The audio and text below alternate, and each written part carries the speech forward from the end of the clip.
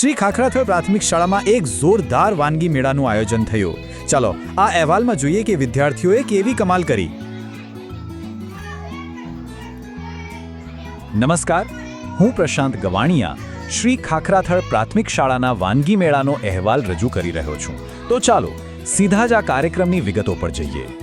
તો સૌથી પહેલા એ જાણવું જરૂરી છે કે આ આખો મેળો ક્યાં અને ક્યારે યોજાયો હતો. એની જે મુખ્ય વિગતો છે એનાથી જ શરૂઆત કરીએ. જુઓ, આ જે શાનદાર વાનગી મેળો હતો એનું આયોજન શ્રી ખાખરાથળ પ્રાથમિક શાળાના કેમ્પસમાં જ કરવામાં આવ્યું હતું અને તારીખ હતી 13 જાન્યુઆરી 2026.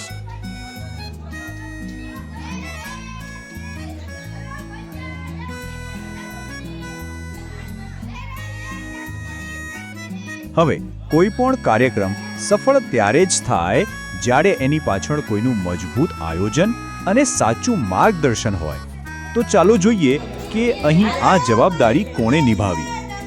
આ આખા કાર્યક્રમનું જે સુકાન હતું એ શાળાના આચાર્ય શ્રી આણંદભાઈ પટેલના હાથમાં હતું. એમની દેખરેખ હેઠળ જ બધું આયોજન થયું. અને એટલું જ નહીં, વિદ્યાર્થીઓનો ઉત્સાહ વધારવા માટે થાન તાલુકાના બીઆરસી કોઓર્ડિનેટર શ્રી પ્રિયંક કુમાર કોષ્ટી પણ ખાસ મહેમાન તરીકે હાજર રહ્યા હતા.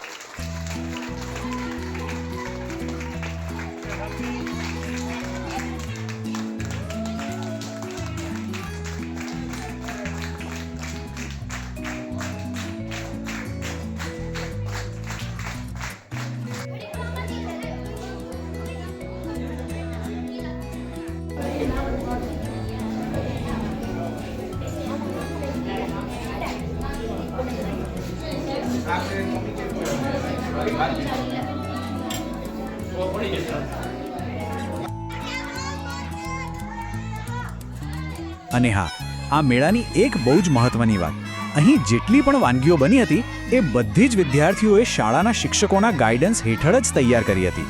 એટલે ક્વોલિટી અને સફાઈની પૂરી ખાતરી હતી.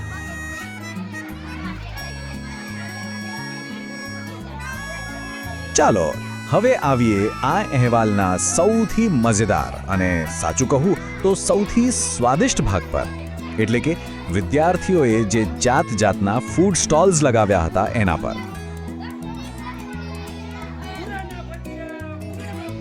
તમને જાણીને નવાઈ લાગશે કે આ વાનગી મેળામાં નાના મોટા મળીને કુલ 20 સ્ટોલ હતા. ફક્ત 20 સ્ટોલ. આ આંકડો જ બતાવે છે કે વિદ્યાર્થીઓમાં કેટલો ઉત્સાહ હતો અને એમને કેટલી મહેનત કરી હશે. અમુક સ્ટોલની વાત કરીએ તો અંકિત અને સુમિતનો શિવશક્તિ પાણીપુરીનો સ્ટોલ તો ભાઈ એટલો ચાલ્યો કે ત્યાં પગ મૂકવાની જગ્યા નહોતી. એની લોકપ્રિયતાનો અંદાજ આ ભીડ પરથી જ આવી જાય. પછી શીતલ અને હર્ષિતાનો સ્ટોલ, જેનું નામ જ કેટલું સરસ હતું, મા બાપના આશીર્વાદ પાઉંભાજી. અહીંની ગરમા ગરમ અને મસાલેદાર પાઉંભાજી ખાઈને તો લોકો ખુશ થઈ ગયા. ખરેખર દિલ જીતી લીધું.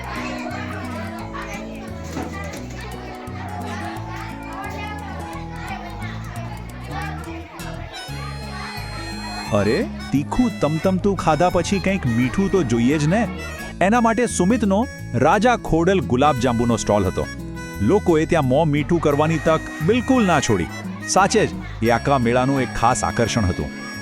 ખાલી સ્વાદ જ નહીં, અહીં તો કળા પણ જોવા મળી. સ્વાતિ અને કિંજલનો જે સલાડ ડેકોરેશનનો સ્ટોલ હતો ત્યાં તો નજર હટતી જ નહોતી. એટલી સુંદર રીતે સલાડને સજાવ્યું હતું કે ખાવાનું મન પણ થાય અને જોયા પણ કરવાનું મન થાય. હેલ્થ અને બ્યુટી બંને એક સાથે. આ જુઓ, આ છે એ 20 સ્ટોલનું આખું લિસ્ટ. આમાં તમને બધું જ મળશે. શિવશક્તિ પાણીપુરી, બૂટ ભવાની ભૂંગળા બટાકા, મોમાઈ ભેળ સેન્ટર. લિસ્ટ લાંબુ છે. પાવભાજી અને સમોસાથી લઈને કેક, સેન્ડવિચ અને મેગી સુધી. અરે શરબતના સ્ટોલ પણ હતા. મતલબ કે વિદ્યાર્થીઓએ કોઈ કસર નહોતી છોડી.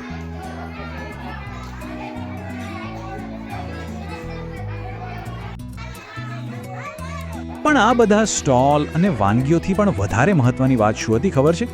વિદ્યાર્થીઓનો જોશ અને એમની ભાગીદારી. એ જ આ મેળાની સાચી સફળતા હતી.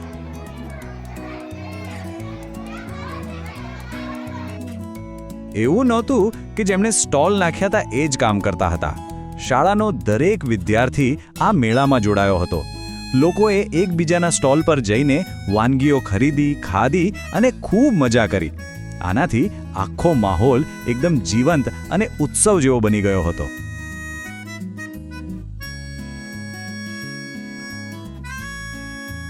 તો આ અહેવાલ પૂરો કરતા પહેલા ચાલો એક ક્ષણ માટે વિચારીએ કે આ કાર્યક્રમનું મહત્વ શું હતું.